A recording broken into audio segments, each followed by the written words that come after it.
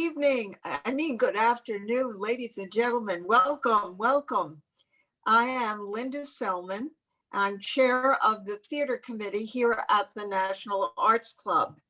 And this afternoon, we are so happy to present host extraordinaire Foster Hirsch as he interviews film and television star exuberant and glamorous Rene Taylor about her exciting life as an actress and a writer for stage, film, and television.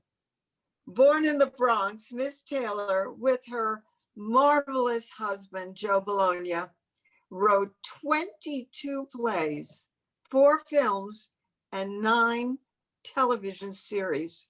This couple received an Academy Award nomination for their adaptation of the Broadway hit Lovers and Other Strangers.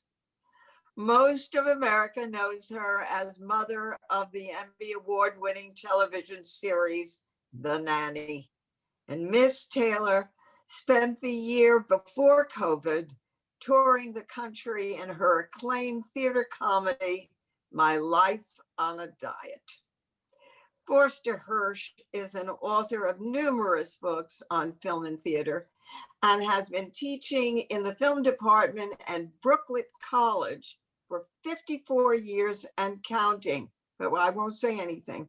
Currently, he is working on a history of Hollywood in the 1950s to be published by Alfred Knopf in 2022.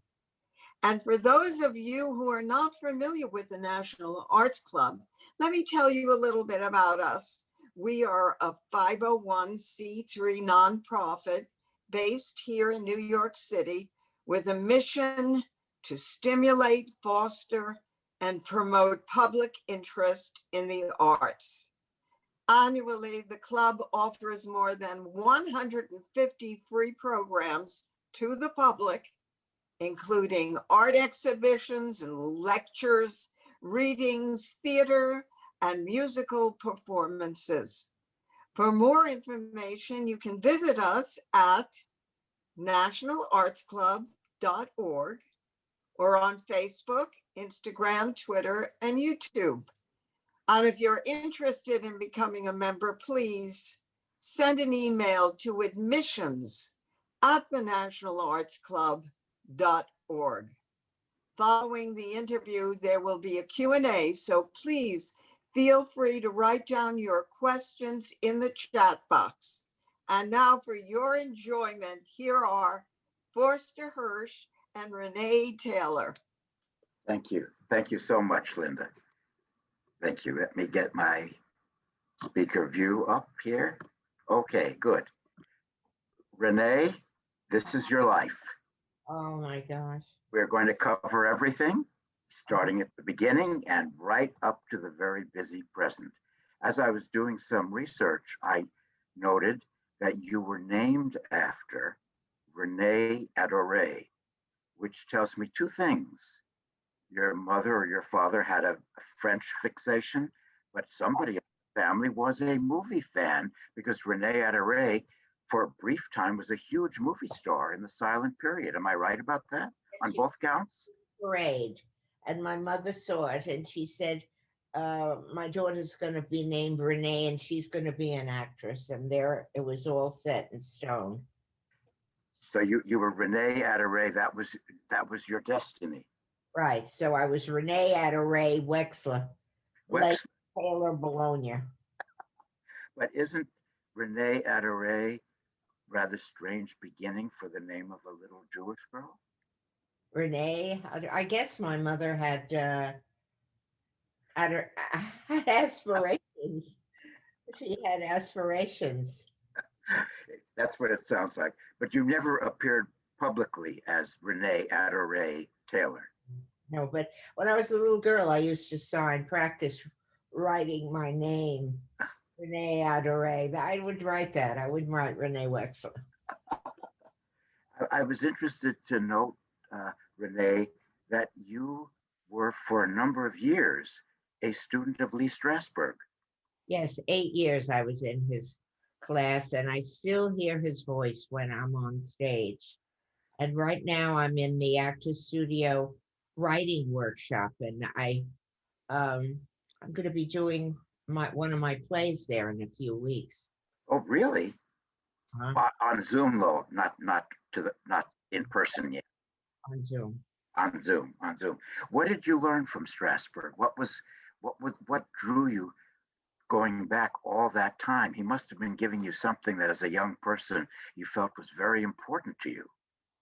Well, first of all, when he met me the first time I did a scene in class, he said, "You don't walk or talk like a person."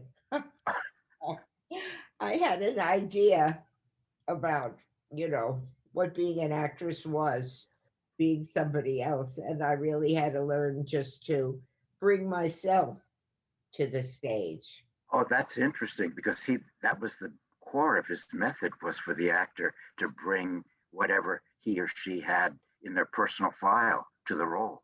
That's what Stanislavski is, bringing yourself to it. So just, yeah. Losing your self-consciousness. And that's why you work on different smells and touches so that you stop thinking about yourself. It's not about you, and you become absorbed with moment to moment. Yes. Okay, that's the language of the method. You're obviously been steeped in it. I also learned that you had a fascinating classmate in Strasberg's studio. You got to know and you saw working somebody named Marilyn Monroe. And I learned a lot from her. I really, because she was a very big star at that time when she came to New York, because she didn't feel that she was appreciated in the movies. And so she made herself very vulnerable in class, to get up in class and have the students criticize her and Lee criticize her in front of everybody, and just make herself be vulnerable. And the first time I saw her in class, she shook like a rabbit. She was so frightened. And I was very inspired by her. It wasn't it courageous because in a way she was the biggest movie star in the world at that time. But Yeah. satisfied, she went to New York to learn how to act, although she knew how to act instinctively before then. You see her in the early movies, she had it. She did, but she wanted to. And in class, um, she got to play in a multi-dimensional kinds of parts, That she wasn't cast in Hollywood. Yes. Yeah. Did you like her personally? Oh yeah, I just was very enamored with her, with her courage and her commitment. I just, I had never met anybody like that. And she was so beautiful, and she didn't really have to be. Um, she didn't really have to expose herself to all kinds of criticism, especially young actors, saying, "Oh, I don't know if I believe the scene," and Yeah. how actors are Yeah. when they criticize each other. Yeah, that was wonderful that she did it. You were there for 8 years. What stopped you? Did Strasberg say enough already? Yeah, he said, "Go get a job." I said, "Oh, I'm not ready. I don't think I'm good enough." He said, "You're good enough. Go get a job." And so I did. Did he imbue you with confidence? Did you feel you had a technique when you did go out looking for work, that you had a basis or a foundation? I felt that I had a foundation, but I still hear his voice when I'm on stage. I still hear him whispering to me, "Relax. You have tension in your shoulder, your eyebrows." So I still hear his voice. That's the mark of a great teacher. One of your early gigs was on the Jack Parr show. I remember seeing you. You were on that show a lot. What was it between you and Jack Parr that worked? I'm assuming you enjoyed him, and he obviously enjoyed having you as a returning guest. I used to just go on every week and talk about my adventures auditioning as an actress, and my dating life, and how hard it was to get work. And the story of my ongoing career. That's what it was. Later with Merv Griffin, it was the same thing. I just went on and talked about, and here I am, uh, all these years later, still auditioning. Still auditioning and still talking. Were those gigs on the talk shows really beneficial for your career? People got to know you that way, even if they hadn't seen your work in particular. I had opportunities to audition for Broadway shows and movies. That's what Because of that, for me. Yeah. for that exposure. There are two connections, I think, with the Jack Paar show that are important. The first one is Jerry Lewis. Didn't you meet Jerry Lewis on one of the talk shows? I met him on the Jack Paar show, and he said, "You're so talented, and if you ever come to Hollywood, look me up." So I flew there the next morning. And when he came in, I was sitting and I said, "Here I am." And he said, "Oh, there's nothing that I'm doing now that you're right for." And I said, "Well, you write all your movies, don't you?" And he said, "Yeah." And I said, "Well, just tear out 4 pages and write in 4 new ones." And he, That includes you. yes. And that's exactly what he did. He said, "Here, you tear out the pages." And so you had a delightful little part in The Errand Boy, Yes, that was the first movie I did. which was a pretty good. The first A movie I did. I did a lot of B movies, like The Mugger, 4 Boys and a Gun, Cop Hater, movies like that, where I would have a line or Those movies are lost to history, I think. I don't even know those titles. I'm a film still historian. on TV. You could buy them. Could watch them? Okay, I'll check up on one of them. What was Jerry Lewis like as a director? He was known off stage as not having any sense of humor. Is there any truth to that, or you found that that's not an accurate statement? Well, maybe he didn't have any humor, but he had a lot of fun. I laughed a lot when I was with him. It's hard because when somebody appreciates you and laughs at you, so it's hard not to love them. So he appreciated you. Yes, he laughed a lot at me. Okay.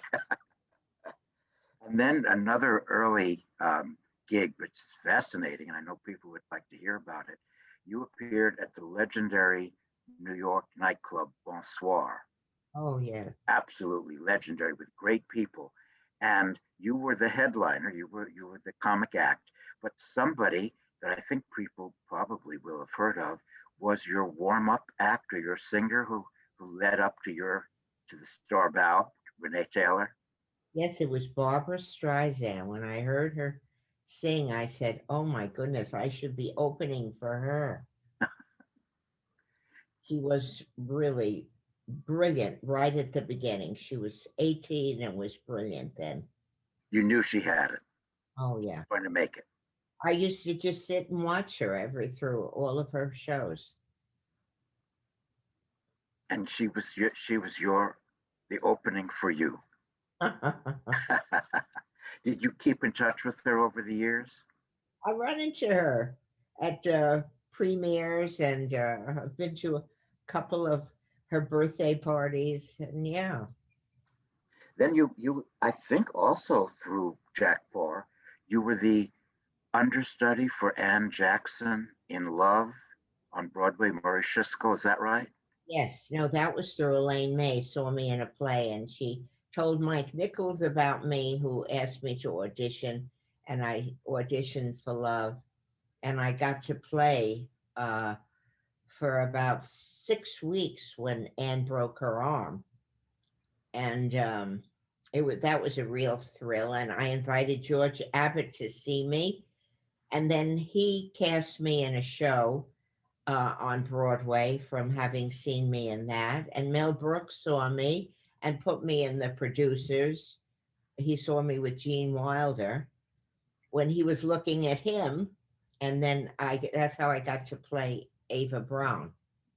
So Love was a very important gig for you, really. That was wonderful exposure. And to go on as an understudy, yes. Yeah. Were you personally directed by Mike Nichols? Oh, yes. I was, and it was an honor. He was so brilliant. It was an honor to be directed by him. And at the same time, did you work with Elaine May in improv at a certain point? Play that she directed called The Third Ear, that was off Broadway. And she taught me a lot about um, writing, and she encouraged me to write. I used to come in with notes on little pieces of brown paper bag, and she used to say, if you want to be a writer, you must invest in a yellow legal pad. Start writing on that, and so I did. So Elaine May encouraged you in writing. Yes, she said I was a writer. I didn't think I was, but when you're improvising, you're writing on your feet. Yes. So she saw that instinct in you. Yes. Yes. Then after you, George Abbott directed you in Agatha Sue, I Love You, which was not a success. It played for about 5 performances, but you got to work with the legendary Mr. Abbott. What was he like? Everybody called him Mr. Abbott, and he would take you in his arms if he liked what you did and waltz you around the stage. And he sent a young man home who in those days he thought was very disrespectful, because he came to work in sneakers and dungarees, and he said, this is the theater and you have to go home and change. You have to be respectful to the theater. He must be turning over in his grave now if he sees how we come to the theater. But Mr. Abbott, I knew him a little bit near the end of his very long life. He lived to 107. He was something. And he was amazing up until the last minute. But Mr. Abbott had no patience for the method or for Strasberg training. So you wouldn't have gotten the same kind of direction from him that you would have gotten from Lee. It was a very different approach to the craft. I felt it was an incredible challenge, because he would give you line readings, and he would take like a football field. He would say, you come in here, you walk here, you go over there, you turn here, you say here, you read the line like this.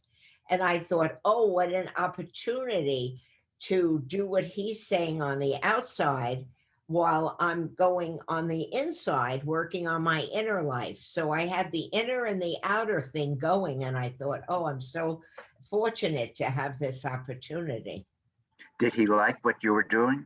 He loved it. He loved it.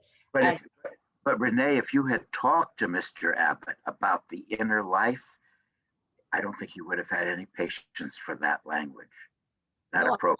But I know, but he saw the theater differently. Yes. He saw it as an external thing, and it's like an opera star hitting a high note. He says, here, hit this note, and it's up to you to figure out how you're going to hit it. Right.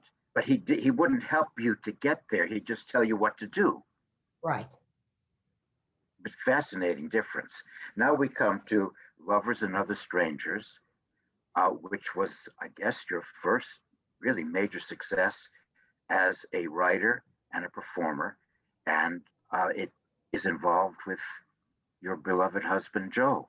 Tell us how you met and what led up to that wonderful piece of writing, Lovers and Other Strangers. I'm writing a book about him now called If You Ever Leave Me, I'm Going With You, which was also the name of the show that we did on Broadway. And it was about, the minute I met him, I knew that we had this destiny to be together. I knew that we were made for each other. And when the moment I looked at him, I said, this is the man I'm going to marry. And later he told me that when he met me, he thought, this woman is looking at me very funny. You didn't know what was going on in your mind. No, but I knew he was fun. So I felt I knew him in a past life. I know your mother believed in reincarnation, so I think I'm hearing an echo of that here. But I experienced it. It isn't that you think it or you believe it. It's like, oh my God, I know him. I've been with him before. And then afterwards, spiritual advisors told me that we were married before. We were two men before we worked together because it was that when I met him. Who had the original idea for Lovers and Other Strangers? Well, I was always, we went to the theater one night and we saw a bad play. And I said, oh, let's write a Broadway play. I'll be in it and you'll direct it. And he said, well, I don't know if we can write a play. I said, well, I know we can write better than this one that we just, so let's just try. So we did. And the first thing we wrote was that. And then somehow, after 3 months, we got it on Broadway, and then we sold it to the movies. And then the first thing we wrote, we were nominated for an Academy Award, and we said, "See how easy it is." Well, there was a bit of a hiccup there. You and Joe appeared in the show on Broadway. Then when it was turned into a movie, you weren't on the screen. You wrote, you got credit for the writing, of course, but you weren't performing. Well, they didn't think I was the right type to play that part. You know, the same thing happened when I was on Broadway, and it had to be you that I wrote about myself and for me. One of the critics said I was miscast. As yourself. No, because everybody has their idea about who should play that part, you know. But was that a sacrifice that you felt you had to make in order to get your play into a screenplay? Was that a problem that you weren't in it? Well, no, it wasn't a problem. I just had my first nervous breakdown about it. Okay. But then Joe said, well, all right, we'll write a movie that you'll star in. And that's how we wrote Made for Each Other. So then when we wrote Made for Each Other, Daryl F. Zanuck Jr. said, don't you think Barbara Streisand would be better in your part, or Bette Midler? I said, yeah, maybe, but I want to do it. So maybe they would. But that's a terrific movie, Made for Each Other. But it was the success of the Oscar nomination of Lovers that made possible Made for Each Other, which came out the next year. That's right. That's how we got to do it. Otherwise, we never would have. Wouldn't have been cast in it. But that was a wonderful showpiece for you and for Joe, who's an excellent actor. He was, and that was really the first time he acted on film. It was incredible. Yes, he was a natural. And then going ahead, and then I want to come back to other movies that you did. You did a film that I bet most of our listeners do not know. They're not familiar with the title, but you co-directed, co-wrote, and co-starred in it. It's a delightful movie from 1996 called Love Is All There Is. Oh, that was so. But it's a delightful film. Was it Romeo and Juliet on Staten Island? Something has a wonderful premise to it, but it is not well known. What happened? I don't know. We couldn't get a distributor. You have to get a distributor. So it wasn't ever properly distributed. No. A lot of movies are like that. A lot of great movies, you know, better movies than the movies that win the Academy Award are better, but you know, without a distributor, nobody sees them. There are a lot of movies in the vault that people haven't seen. But this was the first time Angelina Jolie was in a movie, and she was 18 then, and breathtakingly beautiful and very talented and very funny. I don't know why she hasn't done comedies, but she was very funny. But you knew then, speaking of Barbara Streisand star spotting, that Angelina Jolie had all the goods to become a big star. She was like the first actress we read for the part. And we called the producer and said, we just met the lead. And he said, oh, no, you can't hire the first girl that you see. And we said, look at her audition. You tell me if there's going to be anybody that better than her. And she got the part. And she's terrific in it. It's really a kind of star-making role. But you and Joe co-directed, am I right? You Yes, actually had a chance to direct. much fun. It was so much fun. We just laughed all the time.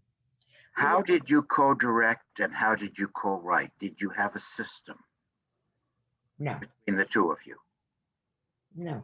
Sometimes I'd give an actor a direction and they'd say, Joe told me to do the opposite.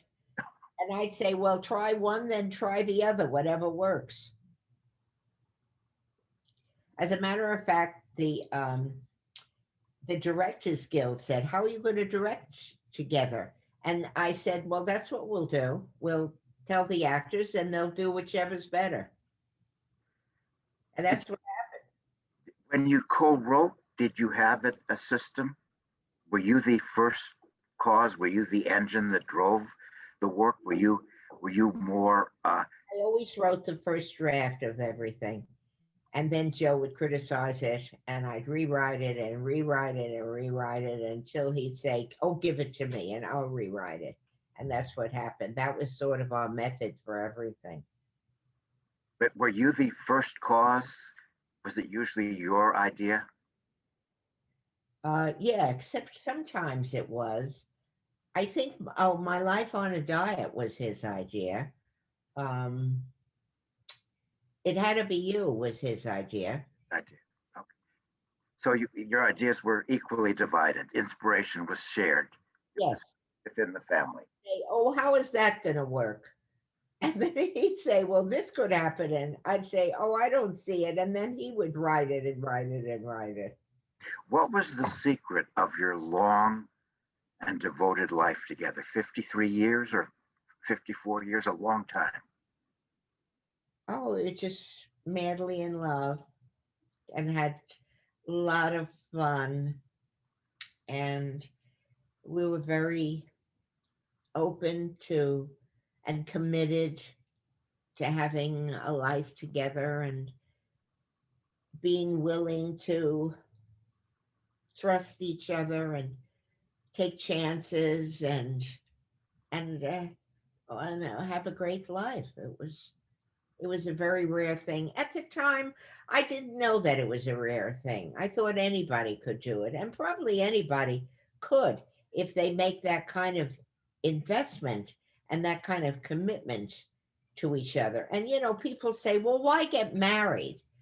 I think the reason to get married is because if you have an argument, you say, well, I'm committed to have it work out. And if you don't get married, then if you have an argument, you say, okay, well, I'm on to the next one to have an argument with them. So you keep the argument within the family. Yeah. Were you both equally ambitious, or were you more ambitious than he was? His ambition was sort of a secret. He never really came out with it. But he was like, what cybernetics is like a torpedo headed for a target goes like this before it gets to the target. Yes. And he was like that, but he knew where he wanted to go. And also, he was much more critical than me of the work. I would say, oh, it's good enough.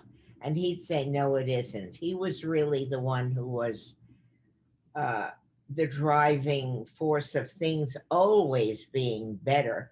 And things took twice as much time with him than it would have done with me. And I'll tell you something interesting. We did It Had to Be You, for instance, for 39 years, and Lovers and Other Strangers, the play, for 39 years. We toured all over the country and Vegas doing our plays. And even after it had been a movie and a play on Broadway, we still rewrote in the wings. We said, how about if we try this line here? How about if she cries here? How about if he gets angry here? So it was always in process. And so it always remained a live thing. It Yes, was live. never set. Never, yeah, Nothing it was ever set. that it never got stale. Did you work all the time? Was the marriage always focused on the next project, the next opportunity? No, we had a lot of years where we didn't do anything. We just, repeated the things we did before, like touring in it and doing movies of plays that we did.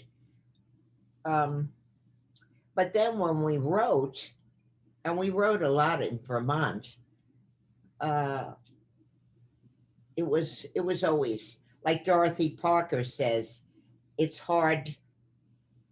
It's hard being a writer. It's great having written, but it's Having written, but the process can be difficult. very difficult. Very difficult. I want to go back to some of your early films and talk about some of the remarkable people that you worked with. Um, you were directed by Elaine May in A New Leaf. Oh yeah, that was a thrill. I had just given birth to my son. I was breastfeeding, and she would call cut whenever it was time to feed him. And I was in that with Walter Matthau. He was so wonderful to work with. Was there a connection between the directing styles of Elaine May and Mike Nichols? As a team, they were so wonderful together, and the rhythm and the interaction. Were they alike as directors, or were there differences? Oh, they were different, but also they were very alike in that. Well, like I was doing my life on a diet, and a few days before I opened, Elaine came to me and said, you're too passive in this show. And you should take the beginning and put it on the end, and the end at the beginning, and this and that. And I said, just a few days before the show, I should make these changes. And she said, yes. And I just did it on good faith, and it And worked. what she was right? She is always right. She's Ah, always right. always right. You worked with Mel Brooks on The Producers and that delicious Ava Braun, but I think you were cast out of about 300. He chose you over about 300 other competitors. What did you do that got his attention? I don't know, but a few years ago, I had dinner with him at Ziz's house, and he said, did I ever thank you for doing that? And I said, no. And he said, well, I thank you now. He said, I remembered your audition. And he imitated me, what I did when I came to audition. Ich liebe nicht. Ich liebe nicht. He And remembered that. he did that. What was he like as a director on set? Very, very funny. I worked with him several times in a television show too that Joe and I wrote and that he produced.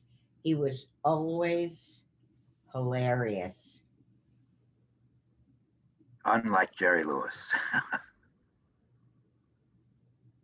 they're very different types. Oh yeah. Very He different admitted to having a good time all the time. all the time. Yeah. You were in Last of the Red Hot Lovers, Neil Simon's play. Did you like Neil Simon's rhythm as a writer? Oh yeah, well, when I act, it's a whole different thing than when I write.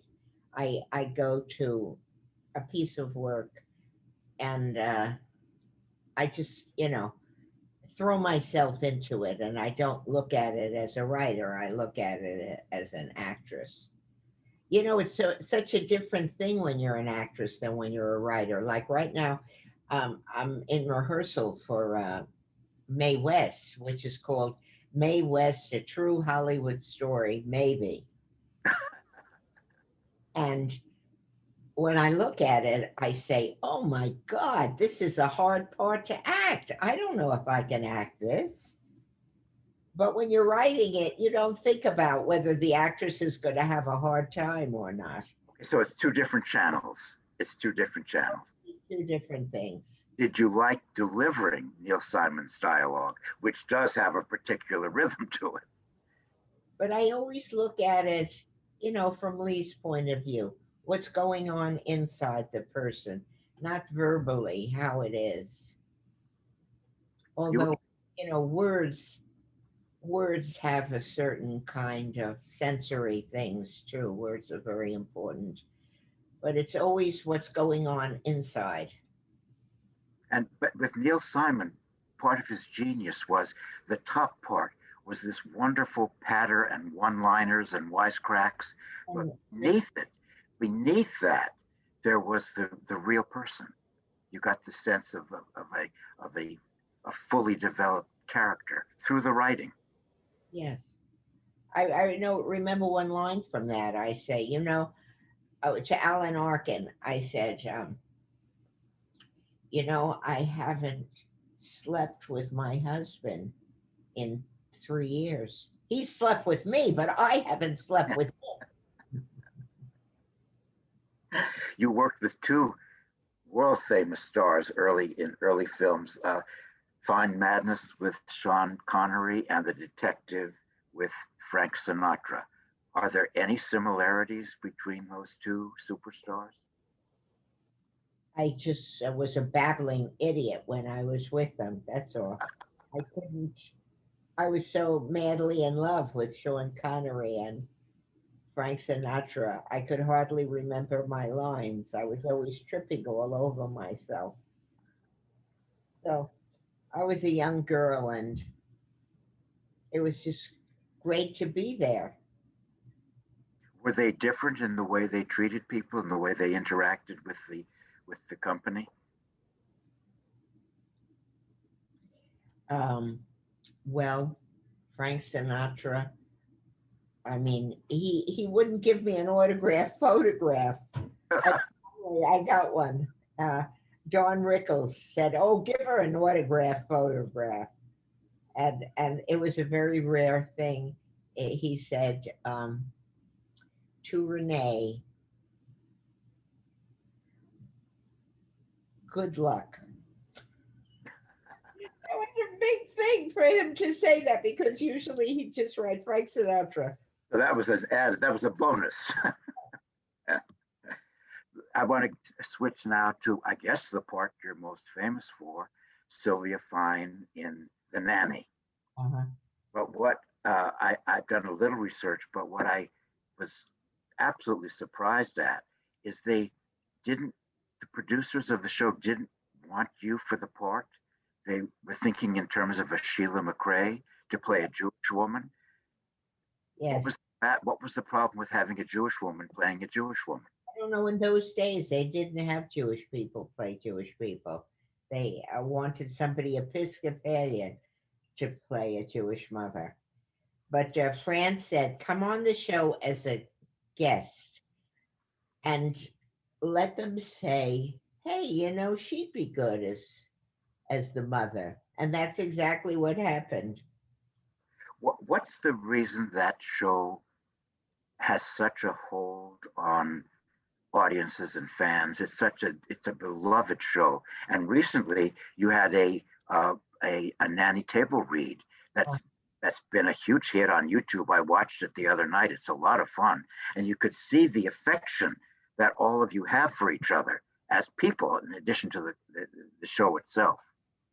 Well, we were like a family, and we laughed a lot, and she was a fish out of water, a Jewish girl from Queens, falling in love with a wonderful, handsome English man, and she had a very pushy mother, and that was fun to play. I think one critic said that Rene Taylor plays the kind of mother we're all glad we didn't have.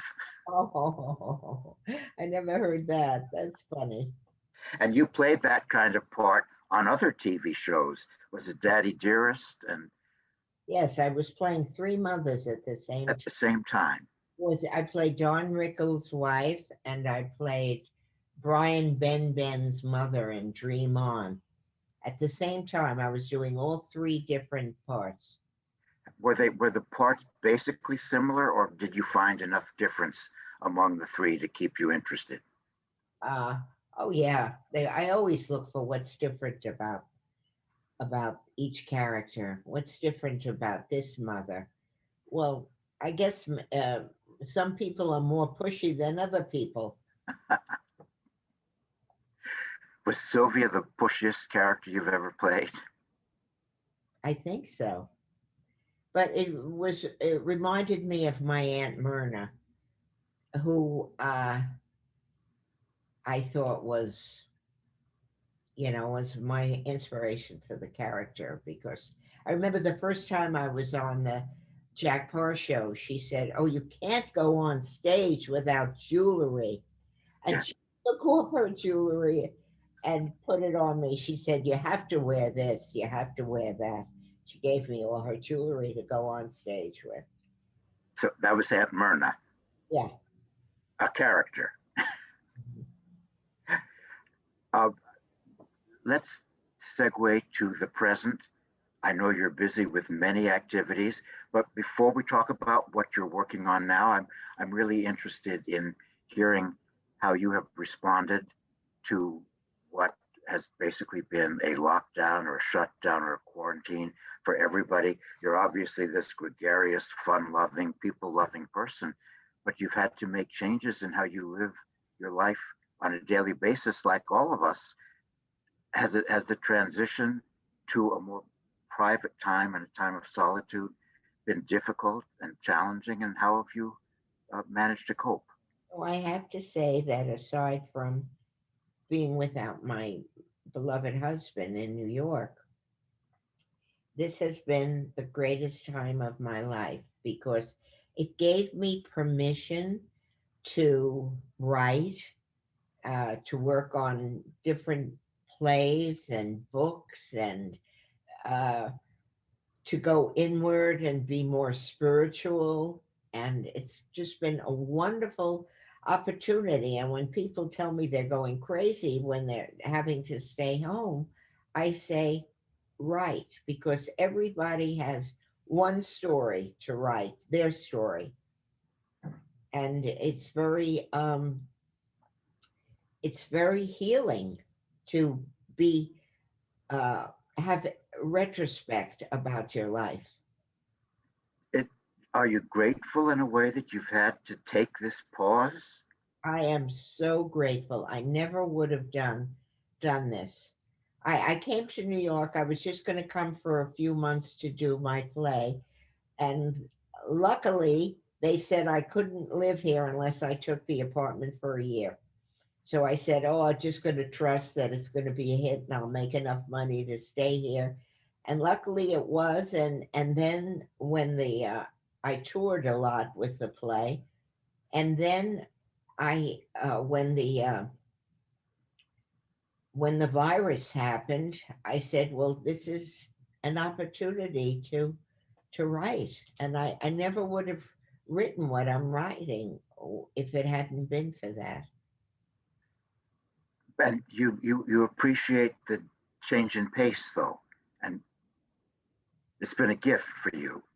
Yes, I'm very. Slow down and to go inward. It's been a wonderful. How about you? Hasn't it been a gift for you? Well, I'm working on a book, and I don't know that I would have been able to finish it.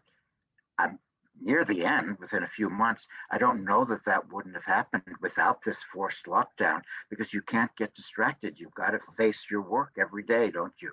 If you're working on a project, you've got to get on with it, or else you sit there. You hate your work, and then days you love your work. Oh, some days I think this is going to get the Pulitzer Prize, and the next day I don't think I can show this to another living person. People say, "Well, how is the play you're writing?" And I say, "It's wonderful, but I don't know if it's any good." Yes, exactly. Let's talk about My Life on a Diet. The title is intriguing. Um, People who hear the title might say, well, what could that possibly be about? So tell us, those of us who haven't seen it yet.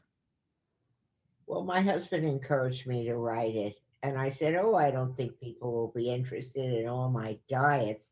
the crazy diets I was on. And he said, oh no, everybody's on a diet. And I think they would be. And I think that it could be very helpful to people. So that's what we worked on in Vermont, writing My Life on a Diet. It was so much fun. I had forgotten all the crazy diets I was on. And I'm hoping, uh, I had a lot of bookings, and I'm hoping when this is all over, I'm going to go back to the places that I was going to play before. But when people can come to the theater again after they have are inoculated, they'll feel safe to come to the theater again. And I think once it's safe to come to the theater, people will be flocking back for the experience that cannot be replicated on Zoom or any other virtual platform. We want to be together again. Well, a friend of mine who's in Hamilton said that they're telling him he's coming back in September. So that's a good sign. Let's hope. Let's hope that will be possible. You have a film coming out rather soon, I think, with the wonderful title of Tango Shalom. Right. It's a musical comedy, and it's a dance film. And I think that you have the we have the promo reel. Oh, yeah. Maybe you could show it. Yes, let's see it.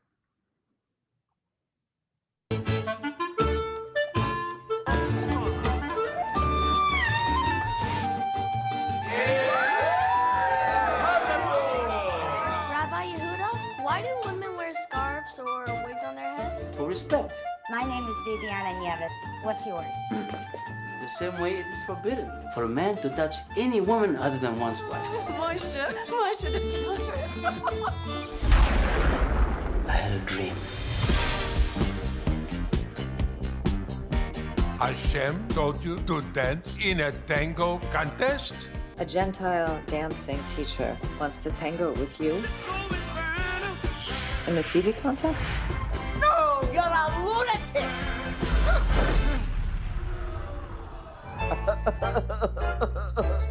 You might find there's no need to touch this woman in tango. How can I achieve my goal without sacrificing my sacred beliefs? We're gonna kick him right out of the community. I got big problems. Big problems can be such big fun. How do we convince people that a young, pretty shiksa dancing partner is just a young, pretty shiksa dancing partner?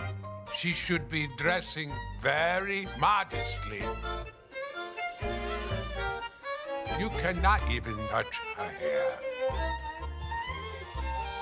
You cannot even have eye contact with her. If I understand the communication from that dance tango, it's impossible.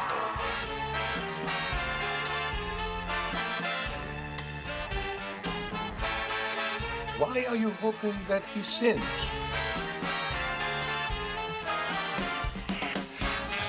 We've got work to do. We should be praying that he doesn't sin. I never had a best friend before. Who is that? You!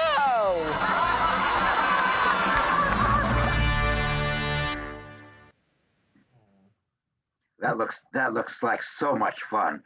I believe your son Gabe directs the film. Is that correct? My husband wrote it along with two other young men who are in the film. Young men, they're in their late 30s, like me. Yes. And, it just won the best film in the Indian Film Festival in Jaipur. Oh, how wonderful. Because it has a message of tolerance, and it's in 11 film festivals right now. So, it's going to be in the Garden State Film Festival in March, I think. People can watch it in New Jersey. Does it have a release date? Is it going to be on Netflix or a streaming platform? Film festivals in the hope of a distributor seeing it and putting it on. Now, are you one of the co-producers of the film? Well, I'm one of the producers, and I'm in it, and my friends are in it, Lady Kazan, Rene Smirnoff, Joe, and directed by your son, Gabe. Is that correct? directed. And it's so wonderful to be directed by my son. He's so talented. Tell us about him. What could I tell you? He's a genius. Ever since he was a little boy, he would watch me and say to me and my husband, he'd come backstage. I don't know, he was 8 years old. And he'd say, I'll tell you why you didn't get the laugh. He was our teacher. It runs in the family. Did you enjoy being directed by your son, or did you put on another hat? He wasn't your son. You were an actress and he was the director. Always. He's the director and I'm just an actress. And he was very tough on me. Very tough. But very appreciative. To hear my son laugh at me in character is a wonderful thing. And I play an Orthodox Jewish mother. So that was a stretch for me. It looks very entertaining and lots of rhythm and lots of schmaltz to it. Can't wait to see it. Yeah. I have one final question before we open Linda, before we open it to the house. A Tale of Two Cities. You spent a lot of time in Beverly Hills. Your son went to Beverly Hills High. If my research is correct, you lived in Shirley Temple's house. Is that accurate? For 42 years. Oh my goodness. That was a thrill. You still have that house? No. When my husband died, it was just no fun without him. So I sold the house and came to New York. The life of being a movie actress and living in Beverly Hills just wasn't any fun without my husband. He was the fun. So you're a full-time New Yorker now? You've come back to New York. Across the street from Lincoln Center. But you no longer have a base in LA? No. No, you're here. You're a New Yorker. I love New York. I love New York. When people say they don't like it now that the streets are empty, it's better for me. I feel closer to the buildings. Did you like Beverly Hills? Did you like living in Shirley Temple's house? I loved the life. I loved going to the Academy Awards. But that life is gone now anyway. That life is gone. What's the years you're writing about? What year are you writing about? Hollywood in the 1950s. In the 50s? Yes. That was a great decade for filmmaking. It was great. It was great. They don't make films like that anymore. No. Let's keep this on a happy subject. Linda, do you want to take over and see if there are questions for our wonderful guest? This was so wonderful, laughing and crying. Thank you. Both of you, you're such incredible human beings. You take us to the soul and you take us to, I don't know, thank you. I'm very, very touched. And I see that with the comments that people make, how touched they are by you, Rene, and the questions that you, Foster, have asked. You know, we see you as a comedian all the time. What a pleasure to see your humanness, your seriousness. Thank you. Just a person sharing yourself with us. It's really an honor. Thank you. Thank you. Thank you. Viewed again by Foster. His questions are so in depth. He's so wonderful. Yes. My honor. Well, Foster, you're just wonderful. Anyway, I'm very moved. So let me read some of these questions. What advice might you have for women aspiring to write comedy? Well, just do it. That's all. And if people say it isn't funny, say, yeah, well, it is to me.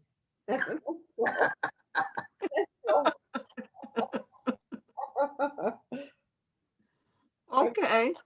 And a question that came up with false. Thrown out of better places. Be willing to be thrown out. So someone asked, do you consider yourself, Rene, a Jewish actress or an actress that is Jewish? Wow. Writers are asked that a lot. Both. I'm in the Bronx Jewish Hall of Fame, and that was an honor. And also I got a doctorate at Hofstra University with my husband. That was an honor. So I think I'm both. I'm an actress that's Jewish and a Jewish actress, but also I'm a Jewish writer.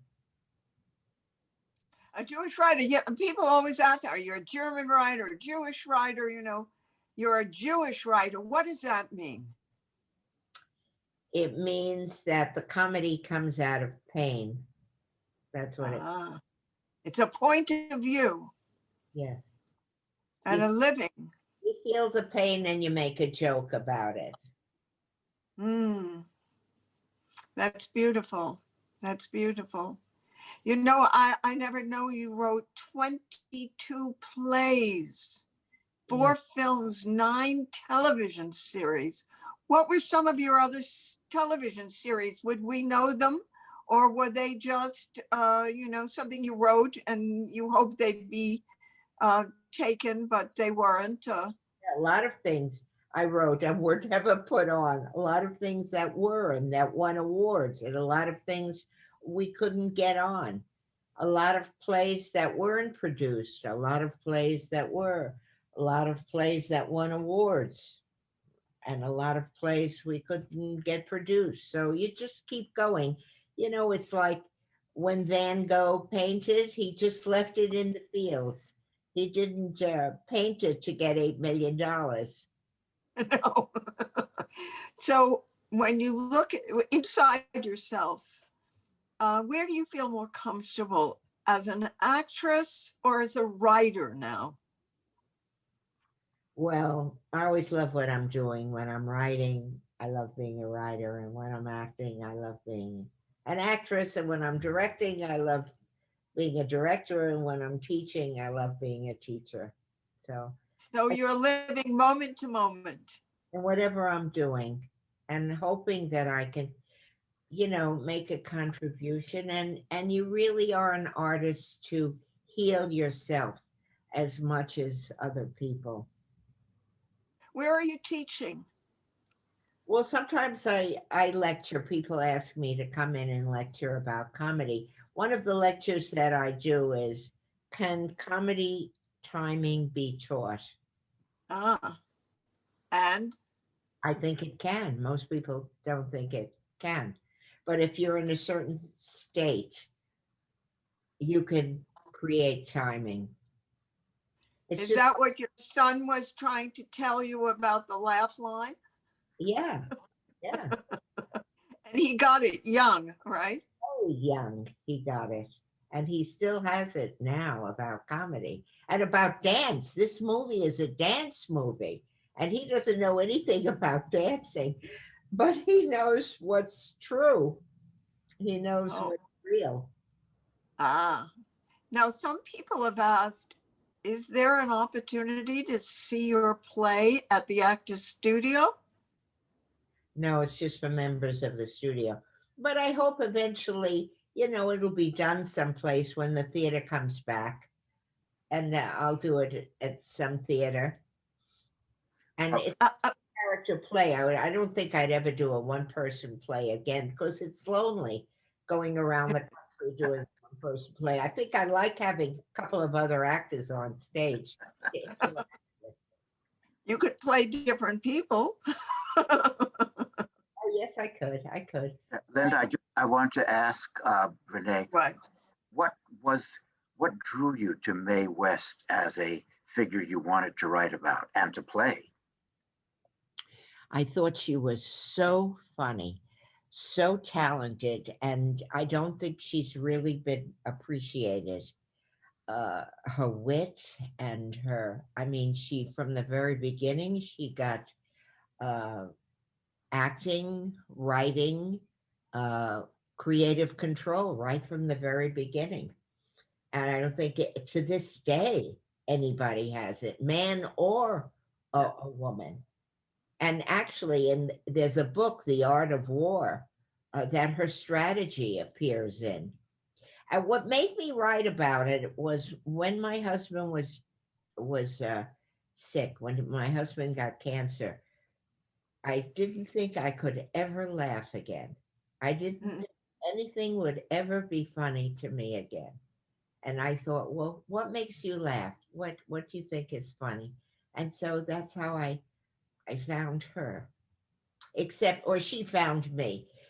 Except I had been asked to be in a play about her. And I was very excited, but then when I read it, it was so conventional. And I thought, she's the most unconventional, outrageous person. How could this be conventional? So that also encouraged me to go on with the subject matter. There was a documentary about Mae West on PBS in the last 2 or 3 months that I saw twice because it was so interesting because I didn't know anything about her at all. Yes, but that was just the beginning of her. She was so interesting and so risk-taking and so funny, really. There's never been anybody else like her. Never. One of a kind. No imitators. You can't imitate her. She is who she is. She is. Will you play her? Yeah, but I don't have to. If somebody else could, someone else could. After the play is written and after I do it, someone else could. A lot of people could. I can think of a lot of people who could play it. I have one question I want to ask you. What is the difference for you as an actor when you're doing a film, in television, and in the theater? Are there aspects of your crafts that come out in one situation that may not really be the focus in another genre? The thing that I love about film is that the camera finds you. You don't have to go to it. It finds you. You can be very connected. You can be very real. You can be very intense. And you don't have to project. You just have to be real. In the theater, you have to be in and out. You have to have an awareness of projecting, of escalating the emotion so that it's large enough to be felt and to be heard and to be seen. So it's like an in and out thing, but I can't say which I like better. And on television? What? TV? TV also is like movies. The camera comes to you. I don't like to see television acting. I don't like people who, do sitcoms. I just think it should be real and let the camera come and find you too. I think television acting, should be like movie acting, but not many people do it. People, are very broad. Yes, yes. How wonderful.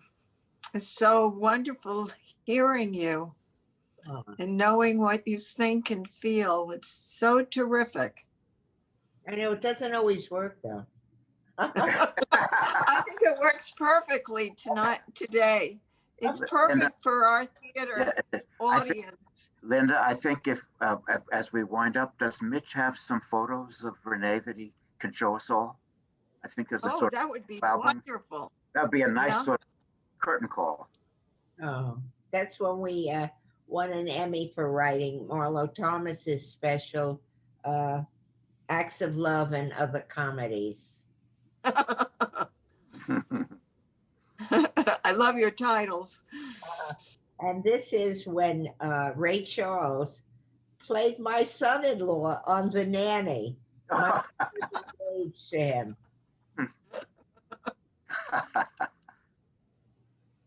And this is at Hofstra University when Joe and I were given doctorates. So I'm really Dr. Rene. How about that, Dr. Very Rene? impressive. Very. You and the first lady. Madonna. That was at an AIDS benefit for the filming of It Had to Be You. My God, she had a whole different persona then. She was just starting out. And that is Brad Pitt and Joe. And this is, look at right in the left corner, that is Angelina Jolie looking at Joe. She was crazy about Joe.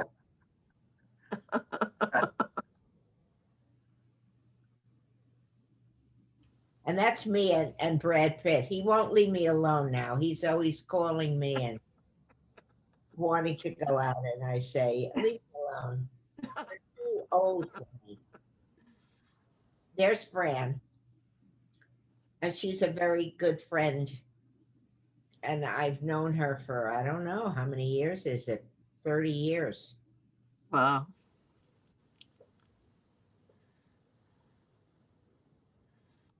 Beautiful. Mitch, do we have more time or shall we? I think we're approaching our Zoom limit, so I think we should go ahead and we'll wrap it up. And thank you all for taking time to join us this evening. Yes. I hope you'll invite me to the club when it opens. I'd love to come and have lunch with you all. Oh, absolutely. Absolutely. September. I'm going to hold you to it. I really enjoyed this. Thank you very much for this opportunity. Thank you. Our pleasure. Great. Thank you, Renee. Thank you, Foster. And thank you, Linda. For additional NAC programs, you can visit nationalartsclub.org. And everyone have a great night. Bye-bye. You too, Mitch. Thank you. Thank you. Thank you, Foster. Thank you, Linda. Thank you.